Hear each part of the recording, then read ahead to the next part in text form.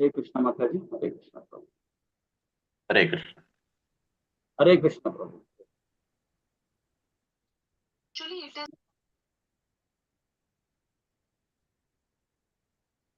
हरे कृष्णा और चिन्ह मंगलाचार मणिलाम। हरे कृष्णा। ओम नमो भगवते वासुदेवाय। ओम नमो भगवते वासुदेवाय। ओम नमो भगवते वासुदेवाय। ओम अञ्जानतिमिरान्धस्य ज्ञानाञ्जनस्य शलाकया चक्षुरुन्मिलितं येन तस्मै श्री गुरुवे श्री चैतन्य मनोवेदिनं भूतले स्वयं रूप तथा मायं तथा शिवपतिं हे कृष्ण करुण सिन्धे दीनबन्धे जगत्पते गोपिका राधा कान्ता नमस्तुते अब्धकाञ्चन गौरांगी राधे वृन्दानेश्वरी वाणोसुदेवी प्रियमाणी हरिप्रिये वाञ्छकल्पतराय कृपसिन्धुये नाना भावनीये वैष्णवियो नमो नमः। जय श्री कृष्ण चैतन्य प्रभु नित्यानंद श्री अद्वैत गदाधर श्रीवासादि गौरभक्तवृंद। हरे कृष्णा कृष्ण कृष्ण हरे हरे हरे राम राम राम हरे हरे हरे कृष्णा कृष्ण कृष्ण हरे हरे हरे राम राम राम हरे हरे हरे कृष्णा कृष्ण कृष्ण हरे हरे हरे राम राम राम हरे हरे। हरे कृष्णा வந்திருக்கு எல்லாருக்கும் நமஸ்காரம். ஹரே கிருஷ்ணா. இன்னைக்கு அழகான அத்தியாயம் பார்க்க போறோம். அதாவது விபூதி யோகம், பகவானுடைய பூர்ணத்தின் வைபவத்தை பார்க்க போறோம். இன்னைக்கு ரொம்ப அற்புதமான அத்தியாயம் இது. பக்தி யோகத்துல இதுவும் சிறப்பான அத்தியாயம். பகவான் கிருஷ்ணன் முழுமையான திறனை பார்க்க போறோம். ஆனா முழுமையான திறன் பார்க்கறதுல இந்த பகவத்கீதையில பகவானே சொல்றாரு. அவருடைய வைபவத்தை பாத்தீங்கன்னா, கடல்ல ஒரு கடுகு போட்டா எப்படி இருக்கும் பாருங்க. அந்த மாதிரிதான் அந்த சாராம்சம் மட்டும் தான் சொல்லி கொடுக்குறாரு. கடலை நம்ம ஃபுல் கடலையும் நம்ம உணர முடியுமா பாருங்க. அந்த சக்தி நமக்கு கிடையாது. ஆனா அதுல ஒரு பகுதி தான் நம்ம கொடுக்குறாரு. ஒரு பகுதினா ஒரு கடுகு அளவு சைஸ் தான் நம்ம கொடுக்குறாரு இந்த வைபவத்துல. அப்போமா ஹரே கிருஷ்ணா. இந்த நிகழ்ச்சி ஏற்பாடு பண்ணி ஸ்ரீ ராதா கோவிந்தா இஸ்கான் மேங்களூருக்கு நம்ம அனைவரும் சார்பாக சின்ன ஜெய் ஸ்ரீ கிருஷ்ணா சைத்தன்யா பிரபு நித்யானந்தா ஸ்ரீ அத்வைத கதாதார சிவாசாதி கௌரபக்த ஜெய். ஹரே கிருஷ்ணா கிருஷ்ணா கிருஷ்ண ஹரே ஹரே ஹரே ராம ராம ராம ஹரே ஹரே. நேற்று நாம பார்த்ததுல ராஜ வித்யா ராஜ குவியோகத்துல ஒரு சின்ன ஒரு கண்ணோட்டம். என்ன கண்ணோட்டம் பாருங்க. பகவத் ஐஸ்வர்ய ஞானம் 9, அதாவது 1வது பதத்துல இருந்து 10வது பதம் வரைக்கும் நம்ம விரிவாக பார்த்தோம். அந்த சாராம்சத்துல பாத்தீங்கன்னா பெருவரின் தகுதி என்ன, பகவான் கொடுக்கிற அந்த ராஜ வித்யா ராஜ குவியோகத்தினுடைய அந்த சாராம்சத்தை பெருவர் தகுதி என்னன்னு பாத்தீங்கன்னா பக்தன் நண்பன் அப்படின்னு அந்த சாராம்சம் மூலியமாக நேற்று நம்ம படித்தோம் இல்லைங்களா. அது மாத்திரமல்ல, இந்த அறிவின் மகிமையை பத்தி படித்தோம். அதாவது இயற்கை என்ன அப்படின்னு, இயற்கையின் அரசன் ஒரு சாராம்சம், 2வது இன்பமானது, 3வது நித்தியமானது, 4வது பாவங்களை சுத்தப்படுத்தப்படுகிறது. அந்த சாராம்சம் மூலியமாக 1லிருந்து 10 அழகா விரிவாப்படுத்தியும் பகவான் கிருஷ்ணன் அணுகும் வழிகள் பாத்தீங்க 11ல இருந்து 25 அதுல என்னன்னு சொல்லப்படுது பாருங்க. அதாவது நினைத்து பார்க்க முடியாத பகவான், அந்த சாராம்சம் மூலியமாக 2 விதமா பார்த்தோம். நினைத்து பார்க்க முடியாத குணங்கள் பார்த்தோம், நினைத்து பார்க்க முடியாத படைப்பை பார்த்தோம். பகவானுடைய படைப்புகள் என்ன அப்படின்றத பார்த்தோம் இல்லைங்களா. அது யார் பக்தரை அலட்சியப்படுத்துகிறார்கள் அந்த சாராம்சம் மூலியமாக பிரத்யோக பக்தி 26ல இருந்து 34வது பதம் வரைக்கும் நம்ம விரிவா பார்த்தோம். அதுல யார் மறுக்கிறார்கள், யார் ஏற்கிறார்கள், பகவான் கிருஷ்ணனின் செயல்பாடுகள் என்ன, அதோடைய பலன்கள் என்ன என்றதை பார்த்தோம். அதே போல பக்தி தொண்டின் மகிமையும் அதே சாராம்சம் மூலியமா பார்த்தோம். பகவான் கிருஷ்ணர் வழிபாடுகள் எளிமை, துன்பங்களில் இருந்து விடுதலை, ஆனந்தம், அதாவது நித்திய ஆனந்த வாழ்க்கை. இந்த சாராம்சம் மூலியமாக 34வது பதம் வரைக்கும் நாம இதை விரிவா பார்த்தோம் இல்லைங்களா.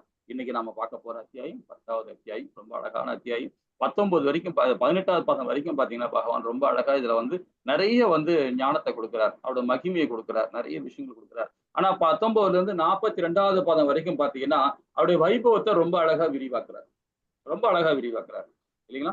அப்போ பாத்தீங்கன்னா அனைத்திற்குமே மூலம் அந்த சாராம்சம் மூலியமா பகவான் கிருஷ்ணன் அறியப்படாத அனைவருக்கும் ஆதாரமானவர், அனைத்திற்குமே மூலம் பகவான், அவர் அறியப்படாத அனைவருக்குமே ஆதாரமானவர் பகவான். 1ல இருந்து 7வது பதம் வரைக்கும் நம்ம விரிவா பார்க்க போறோம். தூய பக்தி என்பது பகவத்கீதை சாராம்சம். 8ல இருந்து 11வது பதம் வரைக்கும் பார்க்க போறோம். அர்ஜுனன் பகவான் கிருஷ்ணரை உச்ச நிலையை ஏற்றுக்கொள்கிறான். 12ல இருந்து 18வது பதம் வரைக்கும். 19ல இருந்து 42வது பதம் பகவான் கிருஷ்ணன் தனது விபூதி விரிவாக்குறார். அவருடைய வைபவத்தையும் விபூதியும் நம்ம பார்க்க போறோம். ஹரே கிருஷ்ணா. இந்த முதல் பதம் பாருங்க. அனைத்திற்குமே மூலம் சாராம்சம் மூலியமாக பகவானே உபதேசம் பண்றார். ரொம்ப அற்புதமா இருக்கும் இந்த பதம். ஹரே கிருஷ்ணா மாதாஜி, ஹரே கிருஷ்ணா. हरे कृष्णा प्रभुजी। श्री भगवान् उवाच भूय एवो महाबाहो शृणु मे परमं वचः यत्ते अहं प्रीयमाणया वैष्यामि हितकाम्यया। हरे कृष्णा। ஹரே கிருஷ்ணா மாதாஜி. படிச்சீங்க. ஹரே கிருஷ்ணா. இந்த இடத்துல பாருங்க, பலம் பொருந்திய புயங்களுடைய அர்ஜுனா, நீ எனக்கு பிரியமானவன் நண்பன் என்பதால் இதுவரை நான் விளக்கப்பட்டதை காட்டிலும் சிறந்த ஞானத்தை தற்போது உன்னுடைய நலனிற்காக உரைக்கப் போகிறேன். இதனை மீண்டும் கேட்பாயா? இது வரைக்கும் கொடுத்த ஞானம் பத்தாது. இன்னும் பாருங்க, அவர் நலனுக்காக. இதெல்லாம் யாருக்காக கொடுக்குறாரு பாருங்க, நமக்காக தான். இல்லைங்களா? இது சொல்லிக்கிட்டே இருக்கலாம், 1000 லட்சக்கணக்கில் சொல்லிக்கிட்டே இருக்கலாம். நமக்காக தான் பகவான் இந்த வைபவம், இந்த எல்லாத்தையும் அந்த சராசரியை படைக்கிறார். அப்ப அனைத்திற்குமே மூலம் அவர் தானே, இல்லைங்களா? இன்னும் பாருங்க, இன்னும் சாராம்சத்தை கொடுக்கிறார். அப்ப பகவான் கிருஷ்ணன் அறிவதற்கான். இதெல்லாம் யாருக்காக? பகவான் அறியத்துக்காக தான் கொடுக்குறார். நான் யாருன்றதை காட்டுறாரு. அதே மாதிரி ஒரு தந்தை ஒரு மகனுக்கு செய்யற கடமையை பாருங்க, பிரதிபலன் எதிர்பார்க்காம செய்வார். பிரதிபலன் எதிர்பார்க்காம செய்வார் குழந்தைக்கு. என்ன செய்யணுமோ அந்த கரெக்டான ஞானத்தை கொடுப்பார், கரெக்டான அந்த வாழ்க்கைய சாராம்சம் சொல்லி கொடுப்பார். அதை கொண்டுட்டு அப்படியே எட்ட நின்று பார்த்துக்கிட்டே இருப்பார், கிட்ட போகவே மாட்டார். அவனுடைய பலனை எதிர்பார்க்க மாட்டார். அதுதான் தூய ஆத்மாவுடைய செயல்பாடு. அதே போலதான் பகவான்.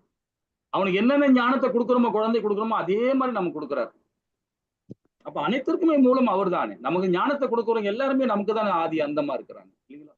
நம்ம ஒரு குருமார் இருக்காரு, நம்ம தந்தையா இருக்காங்க, நம்மளுடைய டீச்சர்ஸ் எல்லாம் இருக்காங்க, எவ்வளவு பேர் இருக்கிறாங்க, இல்லைங்களா? நம்மளை வழி நடத்துனவங்களாம் இருக்கிறாங்க. ஸோ அவங்க எல்லாம் நமக்கு எல்லாம் பாத்தீங்கன்னா ஒரு உயர்ந்த ஸ்தானத்துல நம்ம பார்க்கணும். அனைத்திற்குமே மூலம் அறிந்தும் அறியாமலும், இந்த 3 சாராம்சம் மூலியமாக இந்த பதம் மூலியமா நம்ம விரிவா பார்க்க போறோம். இந்த பதத்துல பகவான் கிருஷ்ணரை அறிவதற்காக தான் இங்க சொல்லப்பட்டது. அப்ப பகவான் கிருஷ்ணர் அனைத்து நல்ல விஷயங்கள் மூலம் அவர் நல்ல விஷயங்களும் இல்லாமல் என்பது தீமை. இது நம்ம சீல பிரபுபாதா கொடுக்கிற பொன்மொழி. என்ன சொல்றாரு பாருங்க, கிருஷ்ணரை அனைத்து நல்ல விஷயங்கள் மூலமே அவர் மூலமே ஆவார்.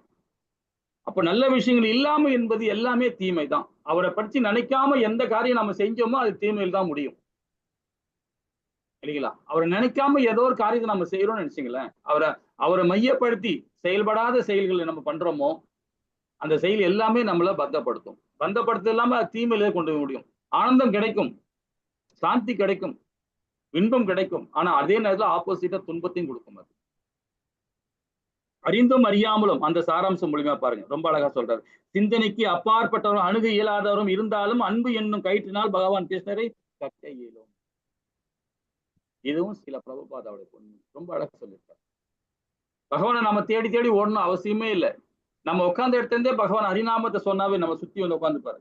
நல்லா அருவமா சப்பளங்களை போட்டு காலை கண்ணத்துல கை வச்சு நம்மளை பார்த்துக்கிட்டே இருப்பார். இன்னும் சொல்றான்னு. அந்த அளவுக்கு நம்ம மேல அவ்வளவு பிரியம் இருப்பார் பகவானுக்கு. இதெல்லாம் 12வது அத்தியாயத்துல கடைசி நமக்கு அந்த 12வது அத்தியாயத்துல நம்ம கடைசியா நம்ம பார்ப்போம். அதை பத்தி ரொம்ப அழகா பார்ப்போம். அது வில்வ முகத்தாக ஒரு ஸ்டோரியை படி சொல்லணும்னு பார்த்தீங்கன்னா அவ்வளவு அற்புதமா இருக்கும் அது. ஸோ அப்ப அவர் நாம தான் கட்டி போடணும். நம்ம போய் கோவில்ல போய் ஓடி போய் நம்ம இப்போ திருப்பதியில போறோம், 4 நாள் 3 நாள் நிக்கிறாங்க, 1 நாள் 2 நாள் நிக்கிறாங்க. பணம் இருந்தா போய் உடனே இப்ப பகவானை பார்த்து வந்துடுறாங்க. அப்போ ஒரு பக்தன் கேட்கறான், பணம் இருக்கிறவங்களாம் முன்னாடி அவங்க பாக்குறாங்க, நாங்கெல்லாம் பணம் இல்லை, அதனால சாதாரண தரிசன டிக்கெட்டை வாங்கிட்டு நாங்க உள்ள வந்து பாக்குறோம் அப்படின்னு. அதுக்கு பகவான் சொல்றார், இது பகவான் இது ஒரு ஆச்சாரிய மூலியமா சொல்லப்படுது. அவர் என்ன சொல்றாருன்னா, அவங்க எல்லாம் என்ன பார்க்க வர்றாங்க, ஆனா நான் உன்னதான் நான் பார்த்துட்டு இருக்கேன்ற. அவங்க என்ன பார்க்க வர்றாங்க, பணம் வச்சுக்கிட்டு என்ன பார்க்க வர்றாங்க, ஆனா நான் உன்னதான் நான் பார்த்துட்டு இருக்கேன் அப்படின்னு. எவ்வளவு அழகான ஒரு பொன்மொழி பாருங்க, அற்புதமா இருக்கு. ஸோ அது மாதிரி பகவானை நாம ஓடி பார்க்கணும் அவசியமே இல்லை, அவரே நம்ம கிட்ட வந்துருவார். அதுதான் சரி. எதுக்காக? இந்த ஞானத்துக்காக தான். இந்த ஞானம் கொடுத்த பிறகு, ஞானத்தை உணர்ந்த பிறகு நம்ம செயல்பட ஆரம்பிக்கிறோம் பார்த்தீங்களா, பகவான் நம்ம கிட்டே இருப்பார். இந்த 2வது பதம் 3வது பதம் பாருங்க, ரொம்ப அற்புதமா இருக்கும். ஹரே கிருஷ்ணா மாதாஜி. ஹரே கிருஷ்ணா பிரபுஜி. नम वेदो सुरगणा प्रभवं नमः मर्षयः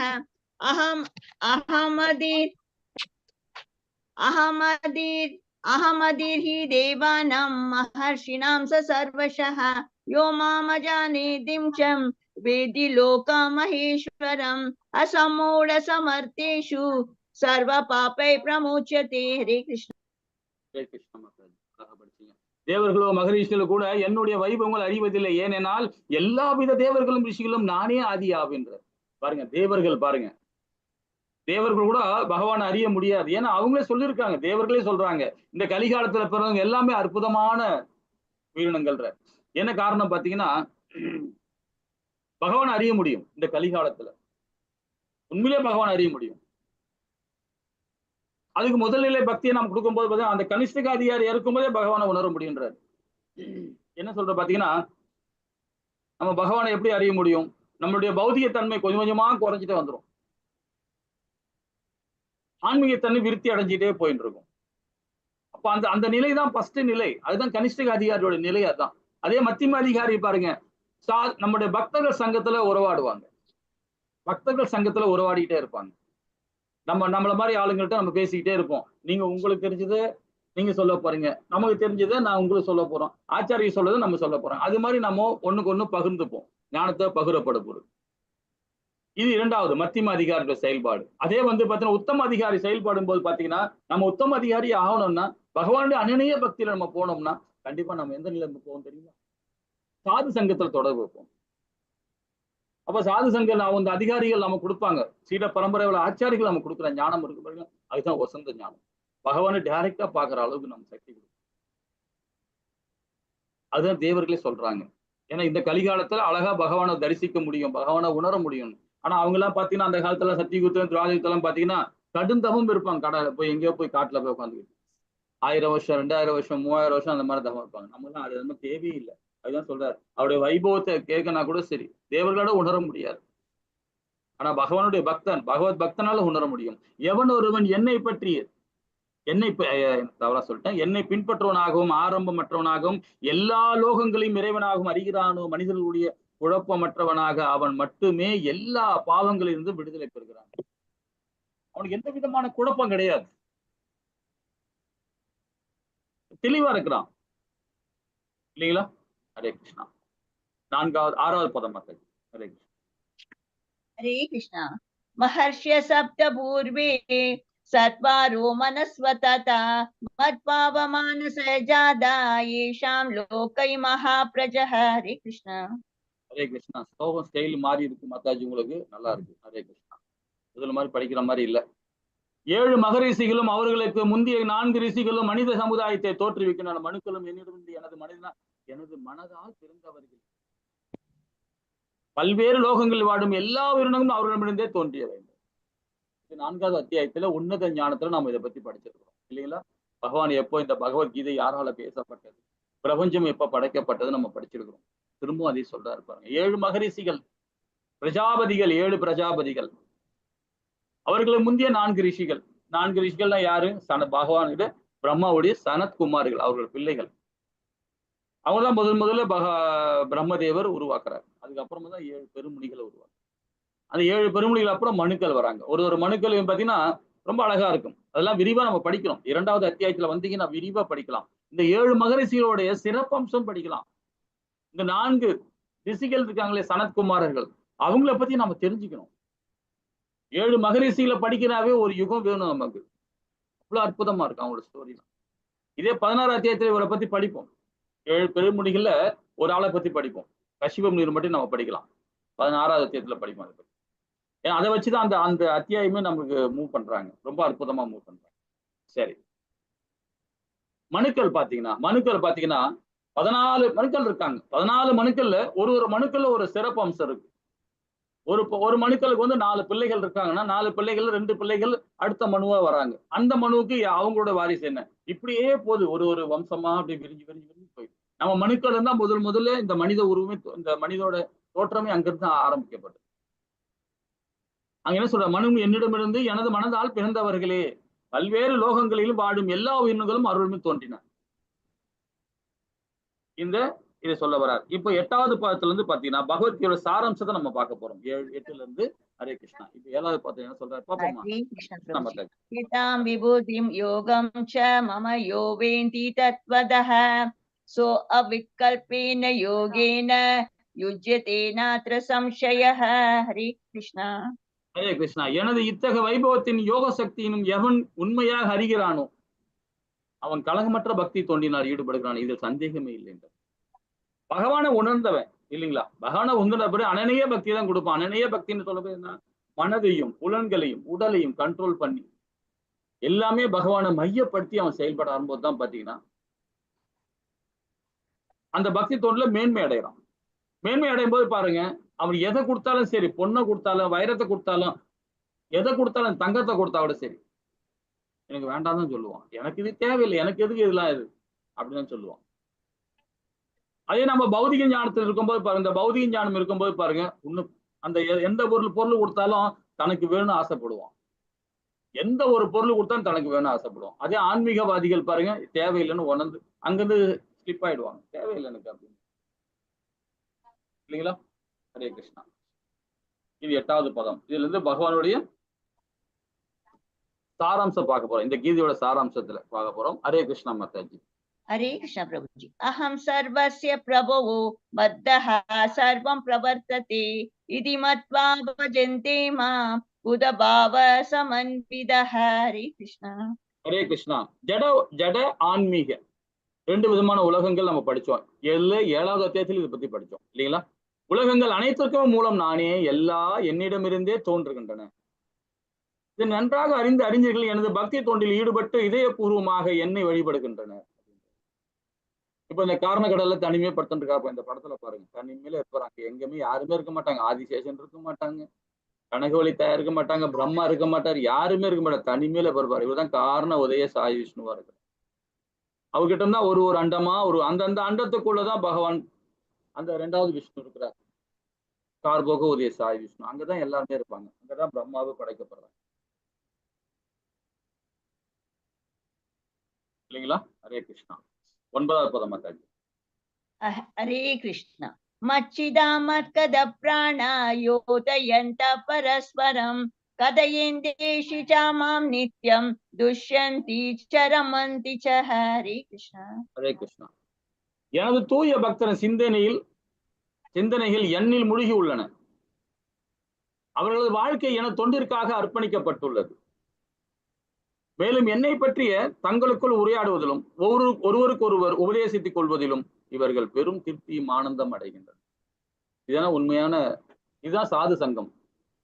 சாது சங்கத்துல தொடர்பு இருக்கும்போது பக்தர்கள் சங்கம் 2வது நிலை, மத்தியம அதிகாரியுடைய நிலை. அது நம்ம எந்த அதிகாரியா இருக்கோம் பாத்தீங்கன்னா, இப்ப நாம கனிஷ்ட அதிகாரி, ஆரம்ப நிலை அதிகாரி, ஆரம்ப கட்ட பக்தராக இருக்கும். நம்ம 2வது பக்த நிலை வரும்போது பாத்தீங்கன்னா, மத்தியம நிலை வரும்போது நம்மளுக்குள்ள பேசிக்கிறோம். நம்ம எது பேசினாலும் நம்ம வீட்டுல என்ன குழம்பு வச்சிருக்கீங்க, உங்க வீடு எப்படி இருக்கு அப்படிலாம் பேசுவோம், கிடையாது இல்லைங்களா. பக்தர்கள் எப்படி பேசுவாங்க, பகவான் இந்த வைபவத்துல என்ன சொன்னார், இந்த புராணங்கள்ல என்ன சொல்லப்பட்டிருக்கார், இந்த மாதிரி லீலை பண்ணியிருக்கார், அவரை பத்தி தான் மையப்படுத்தி சொல்லிக்கிட்டே இருப்போம். குடும்பத்தை பத்தி பேச மாட்டோம், சமுதாயத்தை பத்தி பேச மாட்டோம், பௌதிகத்தனத்தை பத்தி பேசவே மாட்டோம். எல்லாமே ஆன்மீக சமயம் அப்படிதான் பேசுவாங்க இல்லைங்களா. எனக்கு இந்த மாதிரி புரிதல் இருக்கு பகவானை பத்தி, உங்களுக்கு என்ன மாதிரி புரிதல் இருக்கு, அந்த மாதிரி பகிர்ந்துப்பாங்க. இது 2வது நிலை. 3வது நிலை பாருங்க, சாது சங்கத்துல தொடர்பு இருக்கும். இது மாதிரி சில பிரபுபாதா மாதிரி, ராமானுஜ ஆச்சாரி மாதிரி, மத்வாச்சாரி ஆச்சாரி மாதிரி, மாதேந்திர பூரி மாதிரி, ஈஸ்வர பூரி மாதிரி எவ்வளவு மகான்கள்லாம் இருக்கிறாங்க, ஆழ்வார்கள் இருக்காங்க, எவ்வளவு ஆழ்வார்கள், நாயன்மார் இருக்காங்க. சோ அந்த மாதிரி மகான்களோட தொடர்பு நமக்கு ஏற்படுத்தி. அதுதான் என்ன சொல்றாங்கன்னா, சைத்தன்ய சரிதாமிரத்துல பாத்தீங்கன்னா மத்திய லீலால 22:54 சொல்லப்படுறாங்க. என்ன ரொம்ப அழகா சொல்லப்படுறாரு. தூய பக்தரின் கன நேரம் சங்க கூட ஒரு வெற்றியினையும் வழங்கக்கூடும் என்று எல்லா சாஸ்திரங்களும் உரைக்கின்றன. சாது சங்கத்துல கொஞ்ச நேரம் நம்ம அவங்ககிட்ட சாது கிட்ட பேசினாவே போதும், சன்னியாசி கிட்ட கொஞ்ச நேரம் பேசினாவே போதும், நம்மளுடைய லைஃப் ஸ்டைல மாறிடும், அப்படியே டோட்டலா சேஞ்ச் ஆயிடும். அந்த சாதுவை நாம தான் தீர்மானிக்கணும். இது பகவானோ இல்ல மத்தவனோ யாரும் தீர்மானிக்க தேவையில்லை. அவரே சொல்றாரு, பகவானே சொல்றாரு. ஏன்னா இப்ப நம்ம ஒரு ஆச்சாரிக்கிட்ட நாம தீட்சா வாங்குறோம்னு வச்சுக்கலாம், கண்டிமால போட்டு திலகம் விட்டு தீட்சா வாங்குறோம்னா கூட சரி, அது நாம தான் தீர்மானிக்கணும். அதே பகவான் சொல்றாரு, நீ தான் தீர்மானிக்கணும். ஒரு ஆச்சாரி நீ தான் தீர்மானிக்கணும். எந்த வர்ணங்கள் இருந்தாலும் இருந்துட்டு போ, ஆனா தீர்மானிக்கிறது நீ தான் தீர்மானம். அந்த ஆச்சாரியை பத்தி தெரிஞ்சுக்கிட்டு அவர்கிட்ட முழுமையாக நீ ஆத்மீய நிவேதனம் அடைஞ்சு அவருக்கு சரணாகதி அடைஞ்சு அவர் சொல்படி கேட்டு நீ நடந்தேன்னா நீ உத்தமன் ஆவன்ற. அப்போ அதிகாரியை தேர்ந்தெடுக்கணும் நாம தான். ஒரு ஆச்சாரியை தேர்ந்தெடுக்கணும் நாம தான் தேர்ந்தெடுக்கணும். நிறைய ஆச்சாரிகள் கடாமுடான்னு இருக்காங்க, ஏகப்பட்ட பேர் இருக்கிறாங்க. நிறைய சாமியார் குளத்துல ஏகப்பட்ட பேர் இருக்கிறாங்க. அதெல்லாம் நாம தான் கரெக்டா தேர்ந்தெடுக்கணும். இந்த ஆச்சாரியார் அந்த குருசீட பரம்பரையில வராரா, ஒரு பிரம்ம கௌடிய சம்பரில வராரா, இல்ல மத்வாச்சாரிய ஆச்சாரியிலிருந்து அந்த அந்த சீட பரம்பரையில வராங்களா, விஷ்ணு சாமி ஆச்சாரியிலிருந்து வராங்களா, இதெல்லாம் நம்ம தேர்ந்தெடுக்கணும்.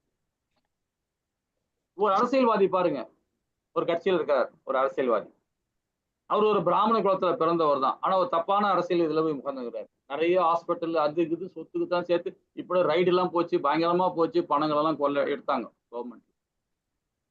ஆனா அவர் ஒரு ஒரு பகவத்கீதைக்கு நிறைய, அதாவது வேதங்களை நிறைய ஒரு அவருடைய ஞானத்துக்கு தகுந்த மாதிரி உபநேசங்களை கொடுத்துருக்கிறார், நிறைய விஷயங்கள் கொடுத்துருக்காரு. அதுல ஒரு புக்கு வாங்கி நான் படிச்சோம். அவர் எந்த இதுல வராருன்னே தெரியல, ஆனா அவர் பிராமணன். படிச்சா உண்மையிலேயே வேதங்களை படிக்க நம்ம விட்டுடுவோம், வேதங்களை படிக்க மறந்துடுவோம். நாம் வேண்டாம், இந்த வேதமே வேண்டாம்னு ஓடிடுவோம். அந்த அளவுக்கு எழுதியிருக்காரு. எல்லாமே இன்னைக்குள்ள கலாச்சாரத்துக்கு தகுந்த மாதிரி எழுதியிருக்கிறாரு, எல்லாருக்கும் புரியுன்ற மாதிரி. ஆனா பாத்தீங்கன்னா வேதத்துக்கு சொன்ன மாதிரி எதுவுமே கிடையாது, 100% கிடையாது. எல்லாமே உள்டாவா இருக்கு, அப்படியே உள்டாவா இருக்கு. மக்கள் அதை வாங்கி படிக்கும் போது என்ன ஆகும் தெரியுமா, அப்படியே ஓ இப்படிலாம் இருக்குது வேதத்துல, இப்படிலாம் சொல்லப்பட்டிருக்கோம், அதை ஃபாலோ பண்ண ஆரம்பிச்சு நிறைய பேர். ஒரு வாட்டி பாத்தீங்கன்னா நம்ம சென்னையில உள்ள பார்த்தசாரி கோவில்ல நாம இந்த மாதிரி கிளாஸ் எடுக்கிறோம் அப்படின்னு சொல்றதுக்காக நாம ஒரு 3-4 பேர் பக்தர்கள்லாம் போய் அங்க போய் பிரச்சாரம் பண்ண கோவில்ல பிரச்சாரம் பண்ணி பகவத்கீதையை நம்ம கொடுக்குறோம். அதே மாதிரி சென்னை இஸ்கான்ல இருந்து கொடுக்குறாங்க, எல்லாரும் கொடுத்துருந்தாங்க, நாங்களும் கொடுத்துன்றோம். நம்ம மேங்களூர் இஸ்கான் மூலியமா நாம அங்க பிரச்சாரம் பண்ணோம். அப்ப அந்த இடத்துல ஒரு டெலிவிஷன் நடத்துற ஒரு பெரிய நிர்வாகம், நம்ம தமிழ்நாட்டுல இருக்கிற பெரிய நிர்வாகம் அது. அதோட அவங்க அந்த நிர்வாகத்துல உள்ள என்ன பண்ணியிருக்காங்க, இந்த நான் சொல்ற அரசியல்வாதியோட அவர் எழுதின ஒரு பகவத்கீதை சின்ன ஒரு புக்கு, சின்ன ஒரு ஸ்மால் சைஸ் புக் ஒண்ணு, அது எழுதி லட்சக்கணக்கான பிரிண்ட். அதே அந்த ஓனர் ஒரு 2 மாசம் முன்னாடி கடவுளை பத்தி அப்படிலாம் பேசினார். அதே பார்த்தசாரி கோயில் பக்கத்துல நான்வெஜ் பிரியாணி எல்லாம் போட்டார். அதே ஆள் கோயில் பக்கத்திலே போய் தள்ளி அந்த மாதிரி போனவர். அவர் பகவத்கீதையை புக்கை 1 லட்சம் புக்கை பிரிண்ட் போட்டு அதை கொடுக்குறாரு, விநியோகம் பண்றார். அதையும் நம்ம மக்கள் ஆர்வமா வாங்கி போறாங்க. அதுல ஒரு சாக்லேட்டு, ஒரு மாதிரி ஏதோ ஒரு கல்கண்டு மாதிரி போட்டு ஒரு புக்கை ஃப்ரீயா கொடுக்குறாங்க. அந்த வைகுண்ட அன்னைக்கு எல்லாம் வாங்கிட்டு போறாங்க. அந்த புக்கை படிச்சீங்கன்னா அப்படி இருக்கு. அது மக்கள் தெரியாம வாங்கிட்டு போறாங்க, ஃப்ரீயா கொடுக்குறாங்கல்ல வாங்கி போறாங்க. நம்ம ஒரு 50 ரூபா கொடுத்து இந்த புக்கை வாங்கினா வாங்க மாட்டேன்றாங்க. உண்மை உரிவில் ஒரு ஆச்சாரிகள் எழுதப்பட்ட புக்கை வாங்க மாட்டேன்றாங்க, ஃப்ரீயா கொடுத்தோன்னு அதை வாங்கிட்டு போறாங்க. அப்ப நம்ம மக்கள் எவ்வளவு அறியாமல் இருக்காங்க பாருங்க. அது மாதிரி ஒரு வேதங்கள் தேர்ந்தெடுக்கணும்னா எந்த ஆச்சாரிகள் கொடுக்குறாங்கன்றத தேர்ந்தெடுக்கணும். அப்பதான் நமக்கு கரெக்டான இடத்துல வழியில போகும். அப்ப நம்ம கலாச்சாரம் மாறாது. இப்ப என்ன பண்றாங்கன்னு தெரியாம அந்த புக்கை வாங்கி படிச்சுக்கிட்டு அவங்க ஒரு கலாச்சாரத்துல போறாங்க. ஸோ அதெல்லாம் தவறு இல்லைங்களா? அதுதான் பகவான் சொல்றாரு பாருங்க, எனது தூய பக்தன் சிந்தனை என்னில் மூழ்கி உள்ளனர், அவர்களது வாழ்க்கை என தொண்டிற்காக அர்ப்பணிக்கப்பட்டுள்ளது, மேலும் என்னை பற்றியே தங்களுக்குள் உரையாடுவதும் ஒருவருக்கு ஒருவர் உரைசிக் கொள்வதும் இவர்கள் பெரும் திருப்தியும் ஆனந்தம் அடைகின்றனர். சரிங்களா? நம்ம ஒரு குருவை தேர்ந்தெடுக்கணும், நாம தான் தேர்ந்தெடுக்கணும். இது பகவானை யாரும் தேர்ந்தெடுக்க கூடாது, நம்ம தான் தேர்ந்தெடுக்கணும். சரி, 10வது பதம் என்ன சொல்றது பாப்போமா? ஹரே கிருஷ்ண மக்கள். हरे कृष्ण प्रभुजी। तेषां सततयुक्तानां भजतो प्रीतिपूर्वकं ततामि बुद्धियोगं तं येन मामुपयान्ति ते। हरे कृष्ण ஹரே கிருஷ்ணா. எனக்கு அன்புடன் தொண்டு செய்வதில் இடையராது ஈடுபட்டவர்கள் என்னிடம் வந்தடைவதற்கு தேவையான அறிவை ஞானே வழங்குகிறேன். அற்புதமா சொல்றாரு பாருங்க, ரொம்ப அற்புதமா. நாம பகவானுக்கு தொண்டு பண்ணப்ப அப்படியே வராரு, அப்படியே நம்ம கிட்ட வருவாரு. நாம ஓடி போய் போகணும் அவசியமே இல்லை, கோடி கோயிலா போகணும், அங்கங்க போகணும், அதெல்லாம் அவசியமே இல்லை. உட்காந்த இடத்துல இருந்தே பகவானை நம்ம அறிபக்தியோட பண்ணிங்கன்னா போதும், நம்மளை சுத்தி உட்காந்துப்பாரு. உட்காந்துட்டு அழகா கேட்டுப்பா, இன்னும் சொல்றா இன்னும் சொல்றா இன்னும் சொல்றான்னு வேற ஒரு மூலியமா நமக்கு ஞானத்தை கொடுத்துக்கிட்டே இருப்பார். நானே வழங்குகிறேன்றார், தேவையான அறிவை நானே கொடுக்குறேன்றார். இதுக்கு உதாரணம் சொல்ல போனா நம்ம துருவ மகாராஜாவை எடுத்துக்கலாம். இப்ப துருவ மகாராஜா பத்தி படிக்கணும் இல்லைங்களா? அவரு ஸ்டோரியை முழுமையா படிக்க முடியலனாலும் நமக்கு தெரிஞ்சது கொஞ்சம், அந்த டைமுக்கு தகுந்த மாதிரி நம்ம கொஞ்சம் படிக்கலாம். ஏன்னா இதுல 2வது லெவலுக்கு வந்தாதான் அவரை பத்தி முழுமையா தெரிஞ்சுக்க முடியும். அவர் எந்த மனுக்கள்ல வர்றார், எந்த மனுக்குன்னு பேரனா இருக்கார், எந்த மனுக்களோட இதா இருக்காருன்றது நாமும் அதுலதான் நம்ம டீட்டெயிலா அதுல படிக்கணும். துருவ மகாராஜாக்கு ஒரு ஒரு விஷயம் என்னன்னு பாத்தீங்கன்னா, அவர் தந்தையாருக்கு வந்து 2 மனைவிமார்கள் இருக்காங்க. 2 மனைவிமார்கள் அவர் தந்தையா இருக்கிறாங்க. அப்போ அதுல ஒரு மனைவி கிட்ட வந்து மட்டும் ரொம்ப பிரியமா இருக்கிறார் அந்த ராஜா. அவரு மனுக்களோட பையன் தான் அவரு. அதை பத்தி டீட்டெயில் நம்ம 2வது லெவலுக்கு வாங்க படிக்கலாம். இப்ப நம்ம நேரம் இல்ல. சோ அந்த அந்த அவர் வந்து அந்த மன்னர் வந்து பாத்தீங்கன்னா அந்த மனைவிக்கு மட்டும் ரொம்ப பிரியமா இருக்கிறார்.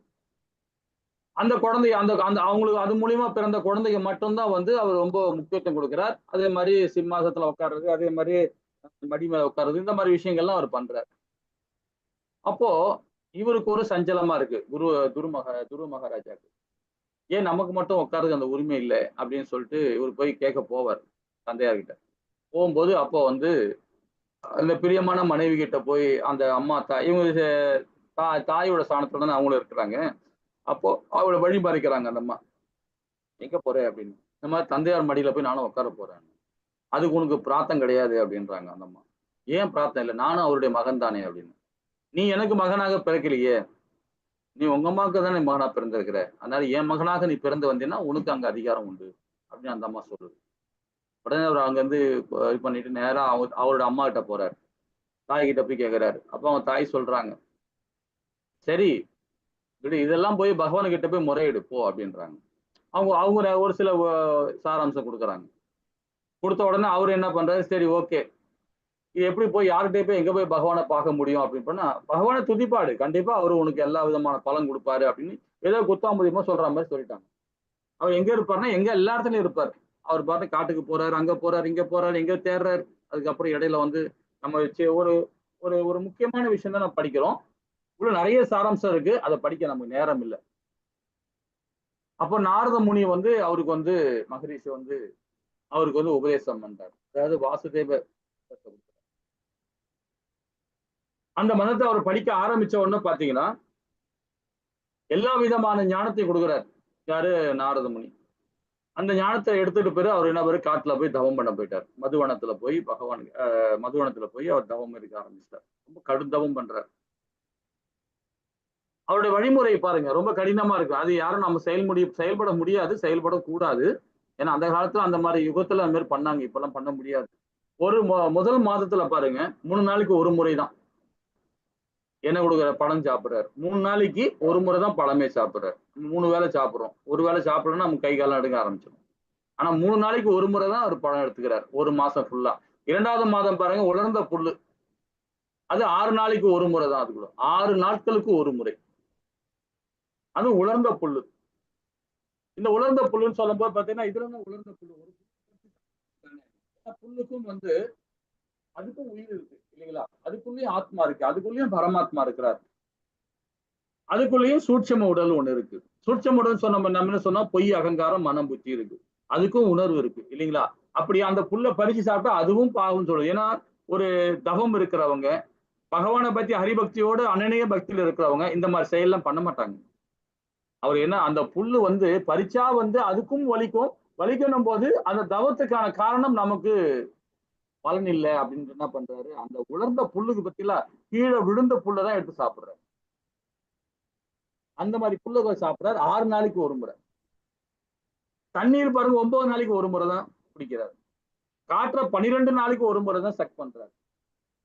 ஒரே கால்ல நகராம தவம் இருக்கிறார். அப்ப அந்த மாதிரி தவம் இருந்துட்டு இருக்கும்போது பாத்தீங்கன்னா எல்லா லோகமே வந்து அப்படியே ஒரு மாதிரி ஷேக் ஆரம்பிச்சு. உடனே இந்திர பகவான் பார்த்தான், இதுக்கு மேல இருந்தா சரியா வராத சாமி அப்படின்னு சொல்லிட்டு நேர பகவான்கிட்ட போய் முறையிடுறாங்க. அப்புறம் பகவானே வரார், கீழே இறங்கி வரார். வந்து பார்த்துட்டு அவனை வந்து காட்சி கொடுக்கிறார். ஆனா அவன் எங்க கண்ணை திறக்க மாட்டான். துருவ மகாராஜா கண்ணை திறந்து பார்க்க மாட்டான். அப்புறம் அவர் ஆழ் மனசுல உள்ள போய் தான் அவனோட தவத்தை கலைக்கிறார். கலைச்ச உடனே நிக்கிறாப்ல. ஏன்னா சின்ன வயசு 8, 9 வயசு தான் இருக்கும். அந்த வயசுல போய் பகவானு அவ்வளவு அழகா வந்தனம் பண்றாரு, பகவானை தியானம் பண்றாரு.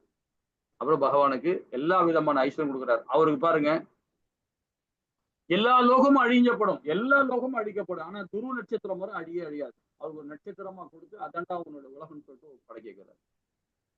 அது நாம எல்லாருமே இப்பதான் துருவ நட்சத்திரத்துல பார்த்தோன்னு வச்சுக்கல, அவ்வளவு நமக்கு வந்து அதுக்கும் ஒரு சம்பிரதாயம் இருக்கு. அதுக்கும் ஒரு ஒரு ஒரு வழிமுறை இருக்கு. இதெல்லாம் நம்ம 2வது லெவல் தான் படிக்க முடியும். இப்ப நம்ம நேரங்காலம் இல்லாம நம்ம அடுத்த லெவல் போவோம். 11வது பதம் மாதாஜி. हरे कृष्ण। तेषामेवानुकम्पार्थम् अहम् अज्ञानजं तमः नाशायाम्यात्मभवास्तु ज्ञानदीपेन भास्वता। हरे कृष्ण। ஹரே கிருஷ்ணா மாதாஜி. அவர்களும் விசேஷ கருணை காட்டுவதற்காக அவர்கள் இதயத்துக்குள் வசிக்கும் நான் அறியாமையினால் பிறந்த இருளை ஞானம் எனும் சுடர்களின் தெய்வத்தினால் அழிக்கிறேன். ஆனா எல்லாருமே வந்து பாத்தீங்கன்னா, ஏன்னா போன ஜென்மத்துல நம்ம என்னெல்லாம் பாவம் புண்ணியம் பண்ணமோ, இறக்கம் தருவாரி எப்படி பகவான் ஹரிபக்தியோடு நம்ம இருந்தோமோ அந்த மாதிரி சூட்சமோட தான் நமக்கு கிடைக்கும். அப்ப இறக்கம் தருவாயிலே நம்ம இது வரைக்கும் எப்படி வாழ்ந்தோமோ அது இருந்து போட்டோம். ஆனா இனியாவது பகவான் ஹரிபக்தியோட வாழ்ந்தோன்னு வச்சுக்கலாம், அந்த சூட்சம உடல் அதுக்கு வேற உடல் கிடைக்கும் போது, ஒரு நல்ல மனித உடல் கிடைக்கும் போது பாத்தீங்கன்னா, அப்ப நம்ம அந்த அந்த விட்ட இடத்துல இருந்து நம்ம திருப்பி ஆரம்பிக்கிறோம் இல்லைங்களா? அது பகவானுடைய விசேஷ கருணை தான் அது. ஆனா என்ன ஒண்ணு சொல்றாரு பாத்தீங்கன்னா, அந்த அந்த ஒரு விஞ்ஞானத்தை கூட நம்ம கரெக்டா புரிஞ்சுக்கிட்டா போதும். என்ன புரியுதுன்னு பாத்தீங்கன்னா, நீ என்னெல்லாம் செய்யறியோ, நீ என்னெல்லாம் பண்றியோ அதுக்கு நான் சாராம்சம் கிடையாது, என்னுடைய இது கிடையாது அப்படின்ற. அதே வந்து என்ன மையப்படுத்தி பண்ணினா உன்னை நான் வழி நடத்துறேன்ற. என்ன மையப்படுத்தி என்ன நினைச்சு நீ செஞ்சேன்னா உன்னை நான் வழிபடுத்துவேன், உன்னை வந்து வழிமுறை அதாவது வழிபடுத்துவேன்ற.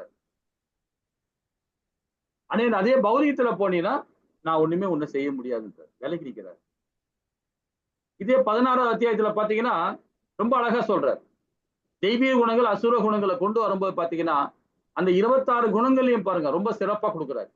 அதே அசுர குணங்கள் 6 குணத்தையும் பார்த்து அந்த அத்தியாயம் ஃபுல்லா விளக்குறாரு. அதே 14 அத்தியாயத்துல பாத்தீங்கன்னா 14ல பாத்தீங்கன்னா சத்துவகுணம், ரசோகுணம், தமோ குணம் இந்த 3 குணத்தையும் பாத்தீங்கன்னா இதை படைக்கப்பட்டது நான் தான், ஆனா அதுக்கு எனக்கு சம்பந்தம் இல்லைன்ற, நீ செய்யற செயலுக்கு எனக்கு சம்பந்தம் இல்லைன்ற. ஏன்னா அந்த குணத்துல உள்ளவன் கண்டிப்பாக அதாவது பகவான் கிட்ட போக முடியாது, முக்தி அடைய முடியாது. அந்த குணத்துல உள்ளவங்க சத்துவ குணம், ரசோ குணம், தமோ குணம். அப்போ அந்த அந்த குணத்துல செயல்படுறவங்களுக்கு அதுக்கு சம்பந்தமே இல்லைன்னா அது நீதான் உன்னுடைய செயல்பாடு தான், அது உன்னுடைய கர்மான்ற. ஆனா அதே சுத்த சத்துவ நீ செயல்பட்டீங்கன்னா உன்ன நான் வழி நடத்துவேன். அதுதான் சொல்றாரு. அவர்களிடம் விசேஷ கருணை காட்டுவதற்காக அவ்வளவு இதயத்துக்குள் வசிக்கும் நான் அறியாமல் பிறந்த இருளையின் ஞானம் என்று சொல்ல விட்டு தீபத்தினை அழிக்கிறேன். அதுக்கு நாமும் ஏதாவது பிராஜித்தம் பண்ணோம். அதுக்கு நம்ம 24 மணி நேரமும் அவர் நினைக்கணும் அவசியமே இல்லை. நம்ம செய்யற செயல் ஒரு செயல், ஒரு அனநீய பக்தியோட செயல் நம்ம செய்ய ஆரம்பிச்சோன்னு வச்சுக்கலாம், அந்த 26 குணங்கள் சொல்றோம் இல்லையா, அந்த 26 குணத்துல ஒரு குணம் நமக்கு ஒரு கன நேரம் நினைச்சா போதும், அந்த 25 குணம் நம்மள ஆட்டோமேட்டிக்கா நம்மளுக்கு ஃபாலோ. அது எங்க வரும்? பகவான் நம்மளுடைய இதயத்துல இருந்து கருணையோட இருந்து நமக்கு வழி நடத்த ஆரம்பிச்சிருவார். அப்ப நம்ம எண்ணம் இருந்தா போதும், ஆட்டோமேட்டிக்கா செயல் வந்துடும். அப்ப அந்த குணமாயாவும் ஜீவமாயாவும் நம்மளை விட்டு ஓடிடுவாங்க இல்லைங்களா? ஹரே கிருஷ்ணா. அதுக்கெல்லாம் காரணம் என்ன? இத மாதிரி ஸ்ரீமத் பகவத்கீதை, ஸ்ரீமத் பாகவதம், பகவானுடைய வேதம், புராணம் இதெல்லாம் படிக்கதான். இந்த படத்துல பாருங்க, மேல பரிஷித் மகாராஜா வந்து ஸ்ரீமத் பாகவதத்தை சுககோசாமி கிட்ட போய் கேட்கிறார். அதே மாதிரி கீழே பாருங்க கபில முனி, அவர் தாய் தேவசிக்கு நம்ம உபதேசம் பண்றார். ஆத்மாவை பத்தி அழகா சொல்லி கொடுக்கிறார். சாங்கி தத்துவத்தை பத்தி ரொம்ப அழகா கொடுக்கிறார். யாரு? கபில முனி தன் தாய்க்கு. எப்படி சிவபெருமானுக்கு முருகப்பெருமான உபதேசம் பண்றாரோ அதே மாதிரி தாய்க்கு மகன் கபில முனி ரொம்ப அழகாக, அவர் ஒரு பகவானுடைய அம்சம் தான், அவர் பகவானுடைய அவதாரம். அவர் அம்சம் சொல்றது அவரோட அவதாரம், நாம தான் அம்சம், அவர்லாம் அவதாரம். ரொம்ப அழகா வந்து தன் தாய்க்கு உபதேசம் பண்றாரு. இந்த மாதிரி கேட்கதான் நமக்கு வந்து பாத்தீங்கன்னா நிறைய ஞானம் வந்து நமக்கு கிடைக்கும். அப்ப பௌதிக ஞானம் எல்லாம் நம்மளை விட்டு கொஞ்சமா விலக ஆரம்பிக்கும் இல்லைங்களா? 12-13. ஹரே கிருஷ்ணா மாதாஜி. புக்கு இருந்தா படிங்க, இல்ல சிந்தா. அர்ஜுன உவாச்ச பரம் பிரம்மம் பரம் தாம பவித்ரம் பரமம் பவான் புருஷம் சாஸ்வதம் திவ்யம் ஆதிதேவம் அஜம் விபுமா. ஹரே கிருஷ்ணா. ஹரே கிருஷ்ணா மாதாஜி. ஹரே கிருஷ்ணா. அர்ஜுனன் கூறினா, நீரே பரபிரம்மன், உன்னத இருப்பிடம், மிகவும் தூய்மையானவர், பரமசக்தி, நீரே நித்தியமானவர், திவ்யமானவர், ஆதிதேவர், பிறப்பட்டவர், மிக பெரியவர். உண்மை பற்றி இந்த உண்மை நாரதர், வியாசர் போன்ற மிக சிறந்த ராசி ரிஷிகளும் உறுதி செய்து உள்ளார். இப்பொழுது நீரே எனக்கு அறிவு. ஆனா இதுக்கு முன்னாடி அவன் வேதம் படிச்சிருக்கிறான். யாரு? அர்ஜுனன். துரோணாச்சாரியர் மூலியம் படிச்சிருக்கான், எல்லா வித்தையும் தெரிஞ்சு வச்சுட்டு இருக்கான். ஏன்னா அது சொல்றான், தேவர்களும் சரி, வியாச பகவான் சரி, எல்லாருமே சொல்லியிருக்கிறாங்க. ஆனா உன் திருவாயால நீ சொன்னதை நான் பார்க்கும்போது கேட்கும்போது அமிர்தம் போல இருக்குதுன்னு சொல்ல வரான் அர்ஜுனன். இந்த இடத்துல பாருங்க, முன்னேற்றத்துக்கான 3 படிக்கட்டி சொல்றாரு. என்ன படங்குறதுன்னா, ஞானம், வழிமுறை, இலக்கு. ஞானம், வழிமுறை, இலக்கு 3 விதமான சிறப்பு அம்சத்தை கொடுக்குறாரு. அது கொஞ்சம் படிப்போமா? ஞானம் எதை சொல்றாரு பாருங்க, அதாவது சம்பந்தா. பகவான் கிருஷ்ணரை பிரபஞ்சத்தினுடன் தனது தொடர்பை அறிதல். இந்த பிரபஞ்சம் எப்படி தொடர்புல பகவானுக்கு எப்படி தொடர்பு இருக்குன்னு அறிதல். அதுல 8வது பதத்துல சொல்றார், இருப்பது அனைத்திற்குமே மூலம் சொல்றார். 8வது பதத்துல சொல்றார். 10ல வந்து பாத்தீங்கன்னா அறிவின் மூலம் கொடுக்கிறார் பகவான். இதே 11வது பதத்துல தடைகளை அகற்றுதல். தடைகளை அகற்றுதல வந்து கொடுக்குறாரு. என்ன கொடுக்குறாரு? இது வந்து ஞானத்தை பகிர்றாரு. 2வது வழிமுறை, அதாவது அபிநயா சொல்றது. அபிதேயால வந்து வழிமுறை கொடுக்கிறார் பாருங்க. பக்தர்கள் சரணடைகின்றனர். யாருகிட்ட? பகவான் கிட்ட. 8வது பதத்துல கொடுக்கிறார். அதே மாதிரி தூய் அனனிய பக்தர்கள் சிந்தனைகள் எப்பொழுதுமே எண்ணில் முழுகி உள்ளனர். இது வந்து 9வது பதத்துல கொடுக்கிறார். இதே வந்து 9வது பதத்துல வாழ்க்கை எனது தொண்டிற்காக அர்ப்பணிக்கின்றனர். யாரு? அனனிய பக்தியில் உள்ளவங்க. அது 9வது பதத்துல நமக்கு வந்து என்ன கொடுக்கிறார்? வழிமுறையை கொடுக்கிறார். அதே மாதிரி நம்முடைய இலக்கை கொடுக்கிறார் பாருங்க, ஒரு பதத்திலையும். ஞானத்தை பெறுதல் 10வது பதத்துல கொடுக்கிறார். 11வது பதத்துல பாதுகாக்கப்படுதல். 9வது பதத்துல அவர்கள் என்னை பற்றி உரையாடுதல் ஆனந்தம் அடைகின்றனர். இந்த 3 வழிமுறையை நம்ம பகவான் ரொம்ப கொடுக்கிறார் இந்த பதங்கள் மூலியமா. சரி, இப்ப இந்த இடத்துல பாருங்க, இந்த போட்டோல இருக்காரு பாருங்க, இது யாருன்னு யாராவது சொல்ல முடியுமா? உங்களுக்கு தெரியுமா?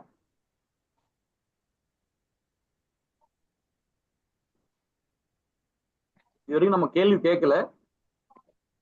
இந்த படத்துல உள்ள இவர் பார்த்தோன்னு சொல்லிடுவீங்க, பகவான் சொல்லிடுவீங்க. இவர் யாருன்னு தெரியுதுங்களா? முன்னாடி பார்த்திருக்கீங்களா போட்டோங்களா இது மாதிரி? சரி, டைம் எடுத்துக்கிறீங்க. சரி, ஓகே. இது வந்து உத்தவர். இது எப்படி நமக்கு எப்படி அர்ஜுன் நமக்கு கிடைச்சிருக்கிறாரோ, பகவானுக்கு எப்படி அர்ஜுன் இருக்காரோ அதே மாதிரி பகவானுக்கு உத்தவர்னு ஒருத்தர் இருக்கிறார். இது உத்தவ கீதைன்னு ஒண்ணு இருக்கு. இப்ப நம்ம பகவத்கீதை எப்படி இருக்கு அதே மாதிரி உத்தவ கீதை ரொம்ப அழகா இருக்கும், அற்புதமா இருக்கும். நிறைய விஷயங்கள் வந்து அதுக்கும் கொடுத்துருக்காரு. அதுவும் டைம் இருந்தா படிங்க உத்தவ கீதை. உத்தவர் யாருன்னு பாத்தீங்கன்னா அவருடைய பகவானோட நண்பர் தான், உறவினர் தான். அர்ஜுன மாதிரி தான் அவரும். அவரை பத்தி விரிவா படிப்போம், பின்னாடி அவரை பத்தி விரிவா படிப்போம். ஹரே கிருஷ்ணா. 14-15 மாதாஜி. हरे कृष्ण। ये सर्वं वेदमृतं मन्ये यन्मां वदसि केशव, न हि ते भगवन् व्यक्तिं विदुर्देव न दानवः, स्वयं एवात्मनात्मानं वेद त्वं पुरुषोत्तम, भूतभावेन भूतेषु देवदेव जगत्पते। हरे कृष्ण। ஹரே கிருஷ்ணா மாதாஜி. இந்த 14வது பதம் பாருங்க, பகவான் கிருஷ்ணர் தாங்கள் எனக்கு கூறியவற்றை எல்லாம் உண்மை என நான் முழுமையாக ஏற்கிறேன். பகவானே, தேவர்களோ அசுரர்களோ உமது வைபவத்திற்கு அறிய முடியாது. இந்த 14வது பதம். பகவான் கிருஷ்ணர் தாங்கள் எனக்கு கூறியவற்றை எல்லாமே உண்மை, நம்பிக்கை வைக்கிறான் பகவான். இது சாராம்சம் பாருங்க, நமக்கு நல்லா புரியுது நம்பிக்கை இல்லைங்களா? நான் முழுமையாக ஏற்கிறேன். பகவான், தேவர்களோ அசுரர்களோ வைபவத்தின் தத்துவத்தை அறிய முடியாது. 14ல சொல்றார். 15ல பாருங்க, உத்தம புருஷரே, அனைத்திற்குமே மூலம் அனைவரும் இறைவனே, அது அனைவருக்கும் இறைவனே, தேவர்களும் தேவரே, அகிலத்தின் இறைவனே, உம்மை உமது தூய அந்தரங்க சக்தியின் மூலம் நீரே உண்மை அறிவு. யோகமாய சக்தி மூலியமா தான் பகவான் ஒரு அவதாரம் கொடுக்கிறார். அந்த அவதாரத்தை அறியணும்னா கண்டிப்பா நாம அனநிய பக்தியில போகும்போதுதான் நாம அறிய முடியும். அதான் இங்க அர்ஜுனன் ரொம்ப அழகா விளக்குறான். இன்னும் விவரமா கேட்கலாம் பகவான் கிட்ட, இன்னும் விவரமா சொல்லுன்றான். இது 12ல இருந்து 19 வரைக்கும் நம்ம பார்த்துட்டு இருக்கோம். அப்போ ஒரு நபரை அதாவது ஒரு பொருளையோ நீங்கள் விரும்பினால் அதில் வெளிப்படுத்துங்க, அது இருவருக்கும் இனிய அனுபவமாக அமையும். இது ஸ்ரீல பிரபுபாதாவுடைய பொன்மொழி.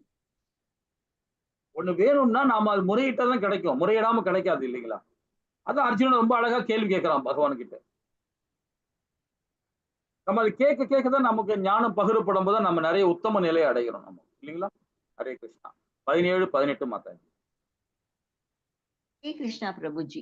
कदम विद्यामहं योगिंस् त्वां सदा परिचिन्तयन् केषु केषु स्वभावेषु चिन्तयो असि भगवान् मया विस्तारणे आत्मनो योगं विभूतिं च जनार्दन भूयः कदय तृप्तिर्हि शृणुवतो नास्ति मे अमृतम्। हरे कृष्ण। ஹரே கிருஷ்ணா மாதாஜி. 17வது பதம் பாருங்க. உன்னத யோகியான கிருஷ்ணரே, நான் உம்மை இடையராது நினைப்பதும் அறிவதும் எங்கனம் பகவானே, வேறு எந்த உருவில் உம்மை நினைவு கொள்ள முடியும்ன்றார். 7வது அத்தியாயத்துல பகவான் அப்பவே சொல்ல ஆரம்பிச்சிட்டார். சொல்ல ஆரம்பிச்ச உடனே அப்புறம் 8வது அத்தியாயத்திலும் கொஞ்சம் விரிவா சொல்ல ஆரம்பிச்சார். என்னது? இந்த இந்த பிரபஞ்சத்திலே நான் முழு இடத்துல பரவி இருக்கிறேன் அப்படின்றார். அப்பவே அர்ஜுனு கேள்வி கேட்கிற அந்த புத்தியை டிகர் பண்ணி விட்டார் பகவான். இப்ப கரெக்டா கேட்டான் அர்ஜுனன். இந்த 10வது அத்தியாயத்துல 17வது பாதத்துல ரொம்ப கேட்டான். ஒரு பகவானை நாம ஒரு விக்கிரகத்தை பாக்குறோம்னா அதை உள் வாங்கும் போது பாத்தீங்கன்னா நிறைய சாரம்சம் நமக்கு நிறைய விஷயங்கள் நமக்கு தெரியும், ஞாபகம் வரும், இல்லைங்களா? உள் வாங்கும் போது இப்ப ஒரு கோவிலுக்கு போறோம், இப்ப ஸ்ரீரங்கம் போறோம், பகவானை தரிசிக்க போறோம். அப்ப ஸ்ரீரங்கத்தோட விக்கிரகத்தை பார்த்த உடனே நம்ம உள்வாங்கின பிறகு திரும்ப வர வரைக்கும், திருப்பியும் அவர் தரிசனம் பார்க்கிற வரைக்கும் அது அப்படியே நாம உள்ளுக்குள்ளேயே வச்சுட்டு இருக்கோம். ஆனா இங்க அர்ஜுனன் என்ன கேட்கிறான் பாத்தீங்கன்னா, உண்மை இடராது நினைப்பதும் அறிவதும் எங்கனும் அப்படின்றான். பகவானே, வேறு எந்த உருவில் உண்மை நினைவு கொள்ள முடியும்? இப்ப உறவு முறை மாற்றம் எப்படி, அந்த பழக்க முறை மாற்றம் எப்படி பாருங்க. முதல்ல பகவான் கிருஷ்ணர் அவனுக்கு நண்பராக இருந்தார், உறவினராக இருந்தார். 2வது நண்பராக இருந்தார். 3வது குரு சீடராக இருந்தார். குரு சீடர் அந்த தன்மையில இருந்தாங்க. இப்ப பாத்தீங்கன்னா பகவான் ஆதி அந்தமா இருக்கிறான்னு உணர்ந்துட்டு அவனே சொல்றான் பாருங்க. உன்னத யோகியே கிருஷ்ணரே, நான் உம்மை இடையராது நினைப்பதும் அறிவதும் எங்கனும் பகவானே அப்படின்றான். பகவானேன்றான். ஆதி அந்தம் சொல்ல வந்துட்டான், சொல்ல ஆரம்பிச்சுட்டான். அப்போ அவன் கேட்கிறான், எந்த உருவத்துல உன்னை பார்க்க முடியும்? ஏன்னா நாளைக்கு பார்க்க போது விராட் ரூபம் அது கோடிட்டு சொல்லிட்டான். பகவான் என்ன சொல்றாரு பார்ப்போம் பின்னாடி.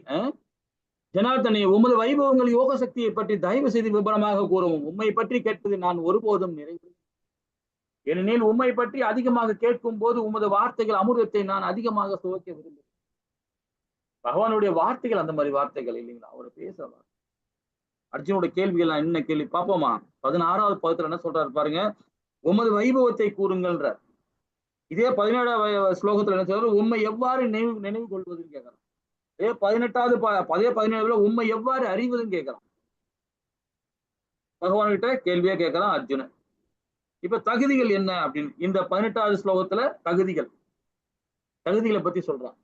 என்ன சொல்றான் பாருங்க. ஜனார்தனே, உம்மை வைபவங்களை யோக சக்தியை பற்றி தயவு செய்து விபரமாக கூறவும். உண்மை பற்றி கேட்பது நான் ஒருபோதும் நிறைவடைவதில்லை என்றான். அவனுடைய தகுதி. ஏனெனில் உண்மை பற்றி அதிகமாக கேட்கும் போது உமது வார்த்தைகள் அமிர்தத்தை நான் அதிகமாக சுவைக்க விரும்புகிறேன். அந்த தகுதி நாம தான் அது சொல்லணும், இல்லைங்களா? அப்ப ஏன் அர்ஜுனன் விவரமாக கூறுமாறு கேட்கிறான்? நமக்காக தான், பொதுமக்களுக்காக தான், நமக்காக தான் கேட்கிறான். என்ன கேட்கிறான் பாருங்க. இதன் மூலம் அனைவரும் பகவான் கிருஷ்ணர் வைபவங்களை எளிதாக அறிய முடியும். அமிர்தத்தை சுவைக்கும் பக்தர்களுக்காக தான் கேட்கிறான். 2வது சாராம்சம், பகவானுடைய இனிய லீலையை சுவைப்பதற்காக நமக்காக தான் கேட்கிறான். 3வது சாராம்சம் பாருங்க. நான் கிருஷ்ணரின் உணர்வில் முழுகுவதற்காக தான். நம்ம எல்லாமே பகவானுக்கிட்ட அந்த அந்த உணர்வோட அப்படியே முழுகி போறோம் நமக்கு, அதுக்காக தான் கேட்கிறோம். 3 சாரங்கள். இதன் மூலம் மரண நேரத்தில் கூட பகவான் கிருஷ்ணரை நினைக்க முடியும். இந்த 3 விதமான சாராம்சம் மூலியமாக நம்ம உணர முடியும். அப்ப விரிவாக கேட்டால் அன்பின் அறிகுறி. ஒரு அதிகாரிகிட்டையோ ஒரு குருமார்கிட்டையோ ஒரு தாய் தந்தையர்கிட்டயோ நம்ம கேள்வி கேட்கும் போது பாத்தீங்கன்னா அதுதான் அன்பு அறிகுறி.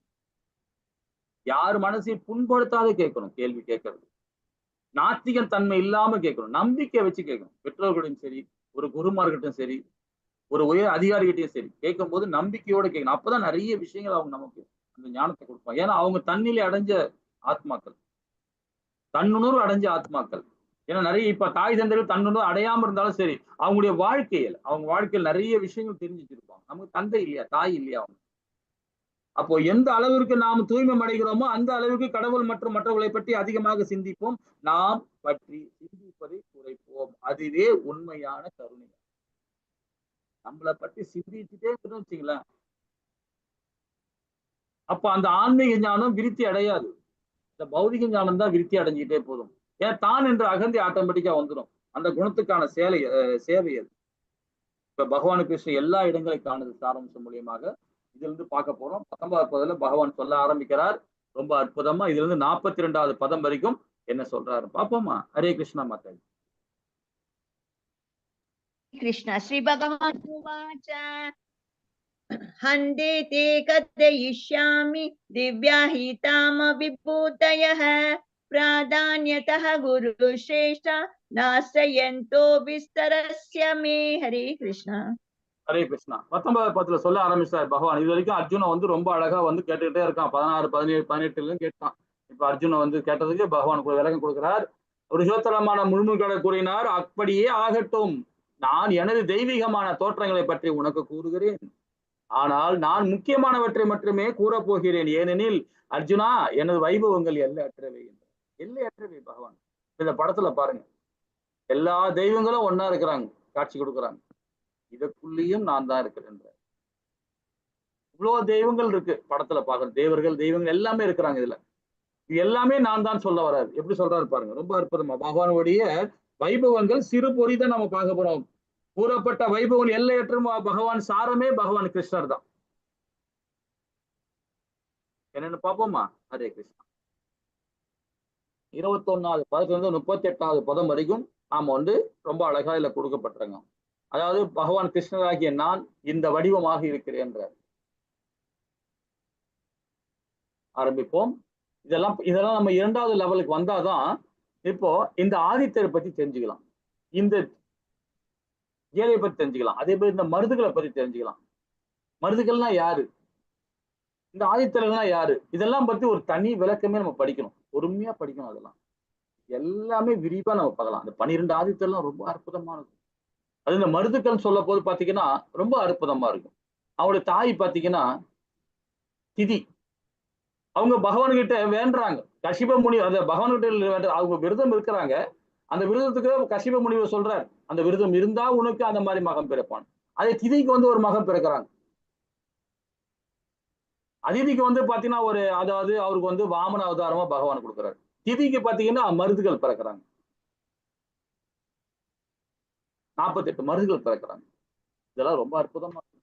இதெல்லாம் நீங்க லெவல் 2ல வந்தீங்கன்னா விரிவா படிக்கலாம். ஹரே கிருஷ்ணா. இங்க சொல்ற பாருங்க, பகவான் கிருஷ்ணராகிய நான் விஷ்ணுவாக இருக்கும் போது 12 ஆதித்யர்கள் இருக்கிறேன் என்றார். சூரியனாக இருக்கும்போது தேஜில இருக்கின்றார். மருதியில மருதுலா இருக்கிறேன். சந்திரன்ல நட்சத்திரங்களா இருக்கிறேன். சாம வேதங்களா இருக்கேன். இந்திரன்ல தேவர்களா இருப்பேன். மனம்ல புலன்களா இருக்கிறேன். உயர் சக்தி உணர்வு இருக்கு பாத்தீங்களா, அதுல உயிர் வாழிகளாக இருக்கிறேன். சங்கரன் சிவபெருமான் 12 உத்தரங்கள்ல நானா இருக்கின்றார். ருத்தரர்கள நானா இருக்கின்றார். 12 ருத்தர்களும் பகவான் தான். அப்ப சிவபெருமான் இங்க. அப்ப குபேரன் காஷ் ரசிகளா இருக்கின்றார். நெருப்பு அக்னி அதுல வாஸ்துக்களா இருக்கின்றார். பிருகு அதாவது மெருன்றது பாத்தீங்களா, அதுல மலையா இருக்கின்றார். கார்த்திகேயன் பகவான், அதாவது முருகப்பெருமான் சேனாதிபதியாக இருக்கின்றார். முருகப்பெருமானும் அவரே தான். பிரசபதி அதாவது புரோகிதரா இருக்கேன். பெருங்கடல்ல வந்து நீர்நிலையா இருக்கேன். பிருகுல வந்து மகரிஷியா இருக்கேன். திவ்யமான ஓம்காரத்துல சப்தங்களா இருக்கேன். திருநாமத்துல ஜபமா யாகங்களா இருக்கிறேன். இமயமலையில வந்து அசைவற்றவா இருக்கேன். ஆலமரத்துல எல்லா மரங்களிலும் இருக்கிறேன். நாரதர்ல வந்து தேவ ரிஷியா இருக்கிறேன். சித்திரதன்ல வந்து பாத்தீங்கன்னா கந்தர்வங்கள் இருக்கேன். கபில முனியா இருக்கிறேன். அதாவது கபில முனி சித்தர்கள் இருக்கின்றார். அமிர்தத்திற்காக கடலை கடந்த பொழுது தோன்றிய உற்சவத்துல குதிரைகளா இருக்கிறேன். ஐராவதத்துல பட்டத்து யானைகளா இருக்கேன். மன்னன்ல வந்து பாத்தீங்கன்னா மனிதர்களா இருக்கின்றார். அதாவது வஜ்ராயத்துல வந்து ஆயுதங்களா இருக்கேன். சுரபியில வந்து காமதேனு பசுக்களா இருக்கிறேன். மன்மதன்ல இனவிருத்தியாளா இருக்கேன். இந்த இடத்துல ஒரு பாயிண்ட் பாருங்க, மன்மதன் சொன்ன உடனே பாருங்க. அப்ப நாம ஒரு திருமணம் பண்ண பிறகு பகவானுக்கு நம்ம என்ன வேண்டுவோம் பாருங்க, எனக்கு பகவான் கிருஷ்ணா நீதான் எனக்கு பிறக்கணும். அப்ப அந்த இடத்துல மன்மதனா அவர் தான் இருக்கிறார். இனவிருத்தியாளரும் அவர் தான் இருக்கிறார். ராதே நீ எனக்கு மகளாக பிறக்க வேண்டும். அப்படிதான் தாம்பத்திய வாழ்க்கையை தொடங்குவாங்க ஒரு அனநிய பக்தியில உள்ளவங்க. அப்ப அந்த குழந்தைகளை பகவானா பிறப்பாங்க, தாயா பிறப்பாங்க இல்லைங்களா?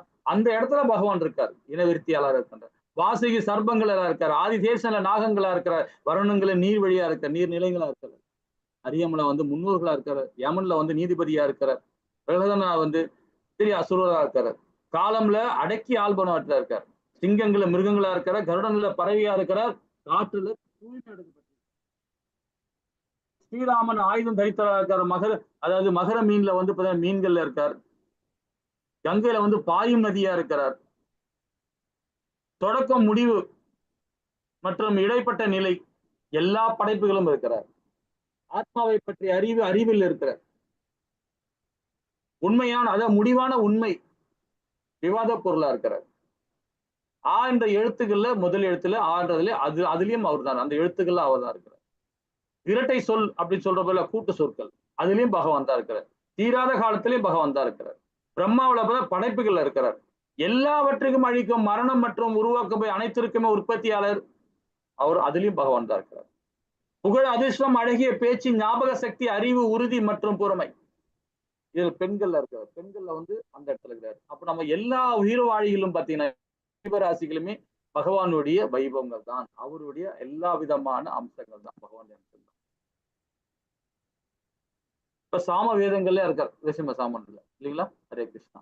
காயத்ரி மந்திர கவிதையா இருக்கார், மார்கழியில மாதங்களா இருக்கார், வசந்தம்ல பருவங்களா இருக்கார், சூதுல வந்து ஏமாற்றும் அதாவது பாத்தீங்கன்னா ஏமாற்றுமனா இருக்கார், தேசியில வந்து ஒளியவிட்டா இருக்கு, வெற்றி வீரசில் பயில்வான்கள் பலம் அதுவும் பகவான் தான். வாசுதேவன்றது ஸ்ரீகுலத்தோட இருக்கார், அர்ஜுனன்ல வந்து ஆண்டவர்களா இருக்கிறார், வியாசர்ல வந்து பாத்தீங்கன்னா முனிவர்களா இருக்கிறார், வந்து பெரும் சிந்தனைகளால இருக்கிறார், தண்டனையில வந்து அடக்கி ஆள் முறைகள் இருக்கிறார், நீதியில வந்து பாத்தீங்கன்னா வெற்றி நடுபுறா இருக்கார், மௌனத்துல வந்து ரகசியங்கள் இருக்கிறார், ஞானம் வந்து பாத்தீங்கன்னா ஞானியாக இருக்கிறார்.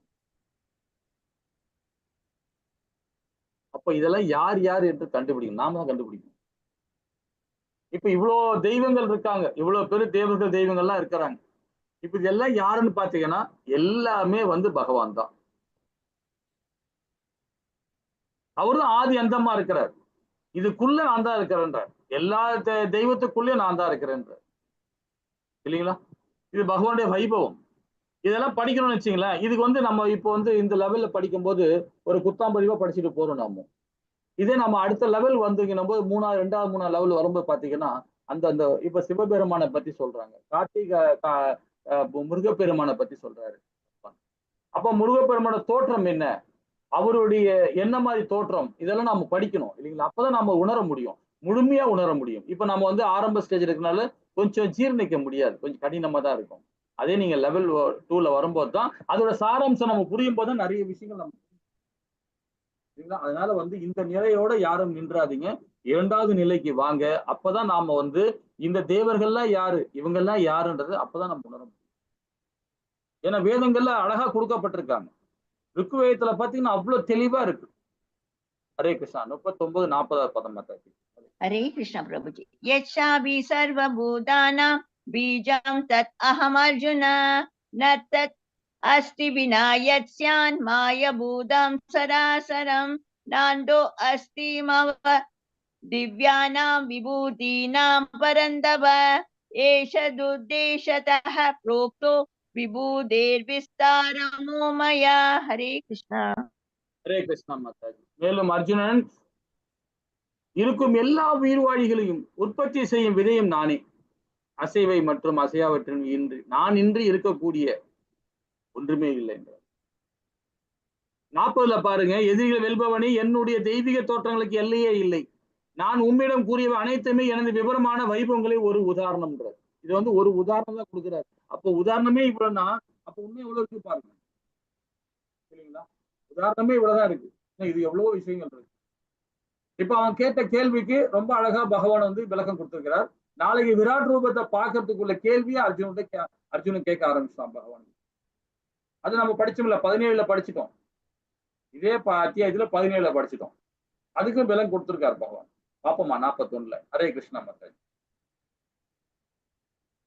कृष्ण यत् विभूतिमत्सत्वं श्रीमत् ऊर्जितमेव वा तत्तत् एव गच्छत्वं तेजो अंश संभवம். हरे கிருஷ்ணா. ஹரே கிருஷ்ணா மாதாஜி. அழகான புகழ்தக்க வைபவங்கள் அனைத்தும் என்னுடைய தேர்ச்சியில் சிறு பொறியில் இருந்து தோன்றுபவை என்பதை அறிவாயாக என்றார். நம்ம முன்னாடியே பகவான் 18ல ரொம்ப அழகா கொடுத்தாரு. இதை பத்தி சொன்னார். 17ல அவர் கேட்ட கேள்விக்கு அர்ஜுனன் சொன்ன வர்ணிச்சுட்டே வரும்போது அதுல அர்ஜுனன் வர்ணிச்சுட்டே வரான். ஆனா 19ல விரிவா கொடுக்க ஆரம்பிச்சார் அவருடைய வைபவத்தை. நம்ம இதுக்கு முன்னாடி பகவத்கீதையோட சாராம்சத்தை படிக்கும்போது பாத்தீங்கன்னா இதே அத்தியாயத்துல ஆரம்பத்துல படிச்சோம்.